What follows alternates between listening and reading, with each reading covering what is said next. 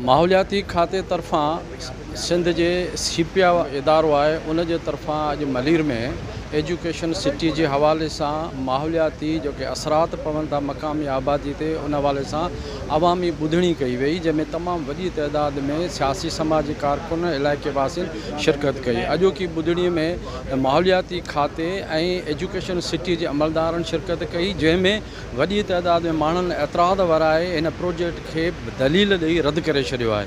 इन सिलसिले में अचो त माण्हुनि सां ॻाल्हि ॿोल करियूं त हू छा था चवनि। मौक़िफ़ हुयो त सीपा असांखे मंज़ूर न आहे, उन ते असांखे को बि एतबार कोन्हे।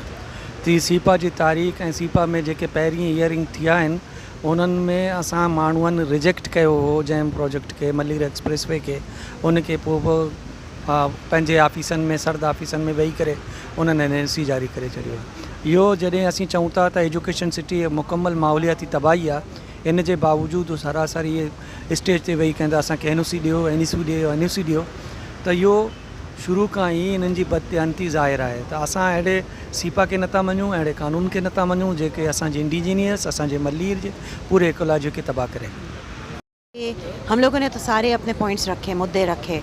इधर हम लोग वकील भी, मकामी लोग, इंडिजिनस लोग, एनवायरनमेंट एक्सपर्ट्स, बर्ड वॉचर सब शामिल थे, और हमने तो पूरी यानी कि 100% इस प्रोजेक्ट को रद्द किया है और रिजेक्ट किया है।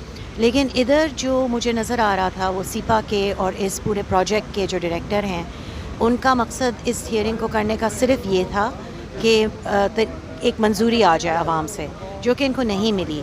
तो अब आई डोंट नो ये किस तरीके से इसको आगे जाके रिप्रेजेंट करेंगे, क्योंकि इधर जो हमें समझ में आ रहा था वो तो 100% ये प्रोजेक्ट रिजेक्टेड है, और बहुत से इश्यूज़ के ऊपर, माहौलियात के ऊपर सही तरीके से सर्वे नहीं हुआ है, इधर की आर्कियोलॉजिकल साइट्स के ऊपर नहीं हुआ है, क्लाइमेट के ऊपर और शदीद गर्मी के ऊपर क्या असर होगा जब ये ज़रई ज़मीन चली जाएगी, उसके ऊपर इन लोगों ने कोई भी स्टडी नहीं की है, और एक एक्सपर्ट्स की कमी है। तो ये मंसूबा जो है, मुझे लगता है कि ये एक सरमायादार के फ़ायदे का एक प्रॉफिट मेकिंग मंसूबा है, जहाँ यूनिवर्सिटीज़ बनेंगी, और यूनिवर्सिटीज़ क्या तालीम देंगी जब आप एक पूरा इकोसिस्टम जिसके ऊपर तालीम यानी कि बेस होनी चाहिए, जहाँ इधर रिसर्च होनी चाहिए, इधर बुद्धा दौर से लेकर ज़ोरास्ट्रियन दौर से लेकर 13वीं सदी तक इधर कदीमी एंटिक्विटीज़ हैं। आपका वफाकी कानून हो गया, आपका प्रोविंशियल कानून, इन सारी चीज़ों को प्रोटेक्ट करता है। इधर ये कह रहे हैं कि ये लोग अभी एक बात इन लोगों ने, मैं आखिरी पॉइंट ये कहूँगी कि नदियों का जो एक्वाफायर सिस्टम है वो अब दूसरे लेवल पे चला गया है, उसको हम रिस्टोर करेंगे। आप किस तरीके से रिस्टोर करेंगे, इसके ख़िलाफ़ केस हमने फ़ाइल किया हुआ है। हमारे चाचा सिद्दीक ने एक माइनिंग के ऊपर बैन लिया हुआ है।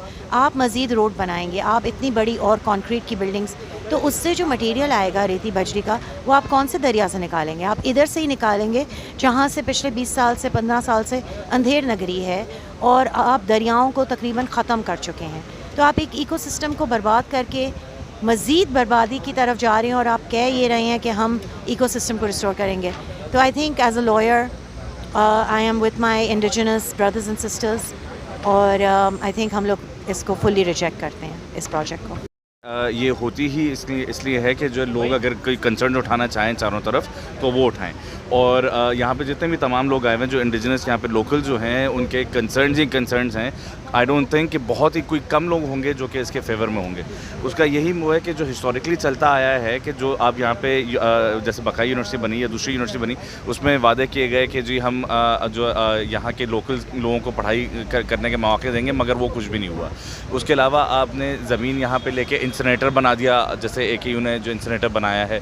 तो यानी आप एजुकेशन के नाम पे जो ज़मीनें तो ले रहे हैं, मगर जो लोकल लोगों को बेदखल कर रहे हैं, यहाँ पे जो कहते हैं दूसरी इस तरह का फौजला लेके आ रहे हैं और जला रहे हैं, तो ये तो नेगेटिव चल रहा है ना। आप हिस्टोरिकल कुछ तो यानी कहते हैं पॉजिटिविटी लेके आएँ, कुछ दिखाएं तो लोगों को। तो अब इसके नतीजे ये निकलेंगे कि सारे लोग जो इंडिजिनस लोग यहाँ पे जुड़े हुए हैं, हम बस उनका साथ देना है, हाथ बटाने आए हैं कि इसको इन्वायरमेंटली पॉजिटिव और ह्यूमन सेंट्रिक जो कहते हैं रखा जाए, तो कुछ शायद कुछ बने, वरना जो कहते हैं ये सब लोग रिजेक्ट करते हैं इसको। अक्रम जोखियो पिया ॻाल्हायां चूअड़ एजुकेशन सिटी जे बारे में। हींअर जेको माहौलियात वारे हिते रखियो आहे, त उनजा पहिरियां ई असांजा हिते बाग़ात लॻल आहिनि, अंब लॻल आहिनि, 4 वैरायटी जा ज़ैतून लॻल आहिनि, फलसा सभु फसल, सब्जियूं, पपीता बाग़ लॻल आहिनि, आबाद आहिनि। हे जेके अचनि था, इन्हनि सिर्फ़ु इहो रुॻो बाउंड्री वाल 500 एकड़ 1000 एकड़ इदारनि खे ज़मीन ॾींदा वञनि। उहे इदारे वारा हिते मुकमल ज़मीन आबाद कनि पिया। जेके इदारनि, असांखे इन्हनि इदारनि वञा फ़ाइदो छा मिलंदो? कुझु कोन मिलंदो, ठीकु आहे न। काइद आज़म पब्लिक स्कूल असांखे छा फ़ाइदो हुन जे अंदरां, ऐं जेके यूनिवर्सिटियूं बणजनि पियूं असांजे माण्हुनि खे त हिते को रोज़गार बि न आहे। सभु ॿाहिरियां माण्हू रोज़गार में ॿाहिरियां माण्हू अचनि पिया। उन्हनि खे दुनिया जे अंदरि कहिड़ो कानून दुनिया जे अंदरि आहे कि कंहिं इदारे खे 1000 एकड़ ज़मीन मिले थी, कंहिं इदारे खे 500 एकड़ ज़मीन मिले थी, ठीकु आहे। असां हिते पाकिस्तान खां हिते पहिरियां रहूं था। असांजो जेको हिते क़बरूं आहिनि असांजा जेके हिते वेठा आहिनि, 1907 खां असांजो हिते ॻोठु आहे। 1907 पाकिस्तान बणियो 1947 में। अॼु बि असांजे मथां इहा ई प्रेशराइज़ इहे अचनि पियूं, बाउंड्रियूं अचनि पियूं, इदारा अचनि पिया। परियां ज़मीन मुंहिंजी ख़ालिद अमीन असां 3 ज़मींदारनि जी ज़मीन खणी वियो। 15 एकड़ मुंहिंजी खई, 15 हाजी मुर्तज़ा बलोच जी खई, हाजी नसीम जी। टिन्हनि जे अंदरां असांखे जो हिकिड़ो माण्हू बि रोज़गार में न आहे। हुते वज़ीरस्तान खां माण्हू आंदी, उहे आबादी कनि पिया। टोटल 50 एकड़ ज़मीन आबाद, जंहिं अंदरि अॼु बि ॾिसो सब्जियूं फसल, पर उहे ताक़तवर आहिनि, हुननि लाइ कानून आहे, असां लाइ न आहे। असांजा जेके ज़राई ज़मीनूं आहिनि, अंब लॻल आहिनि, दुनिया जे अंदरि कहिड़ो कानून आहे, सभ जे अंदरि वण खे अहमियत ॾींदी आहे। अंब हिकिड़ी वॾी चीज़ आहे। अंब बि असांजा कढी उछलाइनि ऐं असांजे ज़मीननि ते कब्ज़ा बि कनि, ऐं असां हिननि खे तस्लीम कयो, हिननि त असांखे तस्लीम न कयो। असां त हिते पहिरियां वेठल आहियूं।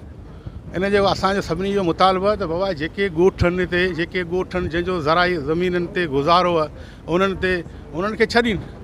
असांखे हिननि मां को फ़ाइदो न आहे। कंहिं इदारे, कंहिं यूनिवर्सिटी मां जेके कॉलेज बणियल आहिनि, उन्हनि जे अंदरि जेके बाउंड्री वाल जे अंदरि जेके माण्हू रहनि था, ड्यूटियूं कनि था, उन्हनि जी 50-60 हज़ार पघार। जेके लोकल ॿार वञनि था, उन 18,000 पघार। हुननि जा मेडिकल बि आहिनि, हिननि खे पेनाडोल जी गोरी बि नथी मिले, ठीकु आहे न। जेको एतिजाज करे थो हुनखे फ़ौरन छुटी ड्यूटी तां हटाए था छॾीनि, उनजो को रिज़न बि नथा ॾियनि। असांजो जेको छोकिरो ज़ियाउद्दीन जे अंदरि वञी कढी छॾियो ऐं 2 महीना हिननि जे पुठियां डोड़ियो, त असांखे रिज़न ॿुधायो त हिन छोकिरे चोरी कई आहे, विड़ियो कुझु कीअं, चए भई ते तरफ़ां अॼु जेका अवामी ॿुधणी थी आहे, उन्हनि माण्हुनि जेके शिरकत कई आहे ऐं उन्हनि जूं ॻाल्हियूं तव्हां ॿुधियूं। संदन चवण ही आहे त असां मलीर वासी सदियुनि खां आबाद आहियूं हिते। असांजा ॻोठ, असांजा माग, असांजा जेके कुदरती वसीला ज़रात, उहे सभु हिन मनसूबे जे करे तबाह थी वेंदा हलिया, ऐं असांजा जेके बि मामला आहिनि उन्हनि खे बहितर न थींदा। इन करे फौरी तौर ते एजुकेशन सिटी वारे मामले खे कंहिं ॿिए हंधि मुंतक़िल करे असांजे ॻोठनि खे तहफ़ुज़ फ़राहम कयो वञे। Sami Memon, voice of London, Malir.